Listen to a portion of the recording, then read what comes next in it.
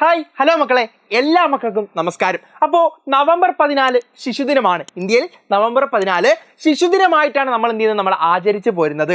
എന്നാൽ ലോകത്തെല്ലായിടത്തും മറ്റൊരു ദിവസമാണ് ശിശുദിനം. നിങ്ങൾക്കറിയാവോ, നവംബർ 20 അന്താരാഷ്ട്ര ശിശുദിനം എന്ന് പറയുന്നത്. അപ്പൊ നവംബർ 14 നമ്മുടെ ഇന്ത്യയിലെ ശിശുദിനാണ്. നമുക്ക് ഏറ്റവും പ്രിയപ്പെട്ട ഇന്ത്യയുടെ പ്രഥമ പ്രധാനമന്ത്രി ആയിട്ടുള്ള എന്ന് പറഞ്ഞാൽ ആദ്യത്തെ പ്രധാനമന്ത്രി ആയിട്ടുള്ള, അതുപോലെ തന്നെ കുട്ടികൾക്ക് ഏറെ പ്രിയപ്പെട്ട കുട്ടികളുടെ ചാച്ചാജിയായ ജവഹർലാൽ നെഹ്റുവിന്റെ ജന്മദിനമാണ് ഇന്ത്യയിൽ ശിശുദിനമായി നമ്മൾ എന്ത് ചെയ്യുന്നത്, നമ്മൾ ആഘോഷിക്കുന്നത്. അപ്പോൾ ഇന്ത്യയിൽ ശിശുദിനമായിട്ട് ആഘോഷിക്കുന്ന നവംബർ 14 അല്ലാതെ ലോകത്ത് എല്ലായിടത്തും നവംബർ 20 എന്ത് ചെയ്യുന്നു, 20 അന്തർദേശീയ എന്ന് പറഞ്ഞാൽ ലോകത്തെ എല്ലാ രാജ്യങ്ങളും ഒന്നിച്ച് എന്ത് ചെയ്യുന്നു, ശിശുദിനം ആഘോഷിക്കുന്നു. അപ്പോൾ ശിശുദിനവുമായി ബന്ധപ്പെട്ട് ചില വിവരങ്ങളാണ് മക്കളെ വളരെ പെട്ടെന്ന് ഈ വീഡിയോയിലൂടെ പറഞ്ഞു പോരുന്നത്. അപ്പോൾ നമ്മൾ ആദ്യം പറഞ്ഞ കാര്യം ഇന്ത്യയിലെ ശിശുദിനം അല്ലേ, നമുക്കറിയാം നവംബർ 14. ഇനി ലോകത്താകമാനം ശിശുദിനം ആഘോഷിക്കുന്നത് ലോക ശിശുദിനം, അന്താരാഷ്ട്ര ശിശുദിനം എന്നിങ്ങനെ ചോദിക്കുമ്പോൾ നമുക്ക് എന്ത് പറയാടാ, അത് നവംബർ 20. നവംബർ 20 ശിശുദിനമായി ആഘോഷിക്കാൻ ഒരു കാരണമുണ്ടായിരുന്നു. ആ കാരണമാണ് ഇവിടെ സൂചിപ്പിക്കുന്നത്. ലോക ശിശുദിനം നവംബർ 20 ആഘോഷിക്കുന്നത് 1959 മക്കളെ, 1959 ഐക്യരാഷ്ട്രസഭയുടെ പൊതുസഭ കുട്ടികളുടെ അവകാശ പ്രഖ്യാപനം അംഗീകരിച്ച തീയതിയായിരുന്നു ഇത്. കുട്ടികളുടെ അവകാശങ്ങൾക്ക് വേണ്ടി ആ അവകാശങ്ങൾ പ്രസിദ്ധീകരിക്കുകയും അത് ഐക്യരാഷ്ട്രസഭ ലോകരാജ്യങ്ങളുടെ അസംബ്ലി അത് അംഗീകരിക്കുകയും ചെയ്തു. ആ അംഗീകരിച്ച ദിവസമാണ് നവംബർ 20 എന്ന് പറയുന്നത്.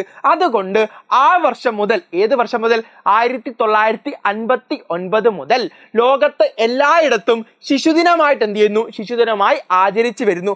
അതേപോലെ 1989 അതേ ദിവസം തന്നെ, ഏത് ദിവസം, നവംബർ 20 തന്നെ ഐക്യരാഷ്ട്രസഭയുടെ പൊതുസഭ കുട്ടികളുടെ അവകാശങ്ങൾക്കായുള്ള കൺവെൻഷനും എന്ത് ചെയ്തു, അത് അംഗീകരിച്ചു. അപ്പൊ അത്തരത്തിൽ പ്രാധാന്യമുള്ള ദിവസമായതുകൊണ്ട് എല്ലാ രാജ്യങ്ങളിലും അന്തർദേശീയമായി എന്ത് ചെയ്യുന്നു, നവംബർ 20 ശിശുദിനമായി ആചരിക്കുന്നു.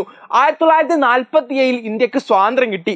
ഇന്ത്യക്ക് സ്വാതന്ത്ര്യം കിട്ടിയതിന് ശേഷവും നമ്മളും സ്വീകരിച്ചിരുന്നത്, നമ്മളും ആചരിക്കുന്നത് ശിശുദിനം നവംബർ 20 ആയിരുന്നു.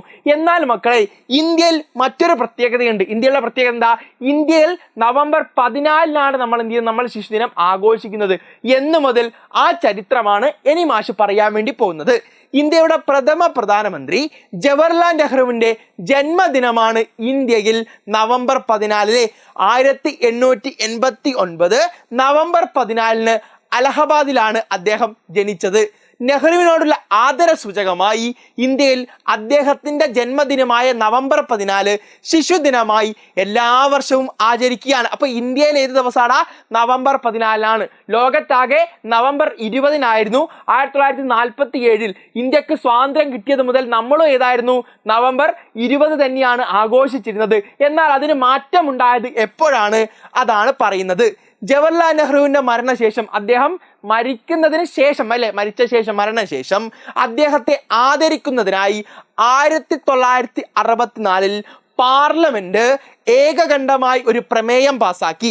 അദ്ദേഹത്തിന്റെ ജന്മദിനം ശിശുദിനത്തിൽ ഔദ്യോഗിക തീയതിയായി പ്രഖ്യാപിച്ചു. അപ്പൊ 47 മുതൽ 1964 വരെ നമ്മൾ എന്ത് ചെയ്തു, നമ്മൾ നവംബർ 20 ശിശുദിനമായി ആഘോഷിച്ചത്. എന്നാൽ നെഹ്റുവിന്റെ മരണശേഷം 1964 മുതൽ എന്ത് ചെയ്തു, അദ്ദേഹത്തോടുള്ള ആദര സൂചനമായി നമ്മൾ എന്ത് ചെയ്തു, അദ്ദേഹത്തിന്റെ ജന്മദിനം ഇന്ത്യയിൽ ശിശുദിനമായി ആചരിക്കാൻ വേണ്ടി തീരുമാനിച്ചു. അങ്ങനെയാണ് 1964 ശേഷം 64 എന്ത് ചെയ്യുന്നു, പാർലമെന്റ് അദ്ദേഹത്തിന്റെ ജന്മദിനം ശിശുദിനമായി ഇന്ത്യയിൽ ആചരിക്കാൻ വേണ്ടി തീരുമാനമെടുക്കുന്നു. അപ്പോഴാണ് നമ്മൾ ഇന്ത്യയിൽ എന്ത് ചെയ്യുന്നത്, നവംബർ 14 ശിശുദിനമായി ആചരിച്ച് തുടങ്ങിയത്. ശിശുക്കളുടെ വികാസത്തിനും വിദ്യാഭ്യാസത്തിനും വേണ്ടി ജവഹർലാൽ നെഹ്റു നൽകിയ സംഭാവനകൾ കണക്കിലെടുത്താണ് അദ്ദേഹത്തിന്റെ ജന്മദിനം രാജ്യത്ത് ശിശുദിനമായി ആചരിക്കാൻ തീരുമാനിച്ചത്. അപ്പോൾ കുട്ടികളെ ഏറെ ഇഷ്ടപ്പെടുന്ന വ്യക്തിയാണ്. അതോടൊപ്പം തന്നെ കുട്ടികളുടെ വിദ്യാഭ്യാസത്തിന് വേണ്ടിയും കുട്ടികളുടെ ഉന്നമനത്തിന്, ഉയർച്ചയ്ക്ക് വേണ്ടിയും ധാരാളം സംഭാവനകൾ നൽകിയ വ്യക്തി കൂടിയാണ് ആര്, ജവഹർലാൽ നെഹ്റു എന്ന് പറയുന്ന ഇന്ത്യയുടെ പ്രധാനമന്ത്രി. അപ്പൊ അദ്ദേഹത്തിന്റെ ആദര സൂചനമായിട്ട് നമ്മൾ എന്ത് ചെയ്യും, നമ്മൾ നവംബർ 14 1964 ശേഷം ഇന്ത്യയിൽ ശിശുദിനമായി ആചരിക്കാൻ വേണ്ടി തീരുമാനിച്ചത്. ഇനിയോ ഇദ്ദേഹം പറഞ്ഞ പ്രധാനപ്പെട്ട വാക്കുകളാണ് മക്കളെ ഇവിടെ എഴുതി വെച്ചിട്ടുള്ളത്. ഇന്നത്തെ കുട്ടികൾ നാളത്തെ ഇന്ത്യയെ വാർത്തെടുക്കും. ആര് പറഞ്ഞ വാക്കുകൾ? ജവഹർലാൽ നെഹ്റു. ഇന്നത്തെ കുട്ടികൾ നാളത്തെ ഇന്ത്യയെ വാർത്തെടുക്കും. ആര് പറഞ്ഞതാണ്? ജവഹർലാൽ നെഹ്റുവിന്റെ വാക്കുകളാണ്. അതുപോലെ ഈ രാജ്യത്തിന്റെ ഭാവി നാം എങ്ങനെ കുട്ടികളെ വളർത്തുന്നു എന്നതിനെ ആശ്രയിച്ചിരിക്കുന്നു. ഈ രാജ്യത്തിന്റെ ഭാവി നാം എങ്ങനെ കുട്ടികളെ വളർത്തുന്നു എന്നതിനെ ആശ്രയിച്ചിരിക്കുന്നു.